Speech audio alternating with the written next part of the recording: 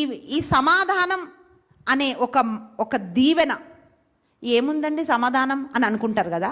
But మనం ఇది ధ్యానిస్తే సమాధానం అనే ఒక మాట, షలోమ్ అనే ఒక మాట, అది ఎంత గొప్ప దీవెననో, ఈ వాగ్దానం ఎంత గొప్పదో మనకు ఎప్పుడు అర్థమవుతుంది అంటే ప్రియులరా, యెషయా గ్రంథము 9వ అధ్యాయం 6వ వచనం మనం చూసినప్పుడు యేసు ప్రభు పుట్టడానికి ముందే ఒక ప్రవచనం ఏమిటి అంటే, ఇదిగో మీకు సమాధానకర్త, ఆలోచనకర్త, సమాధానకర్త పుడతాడు అని చెప్పి ప్రవచనం చెప్పబడ్డది.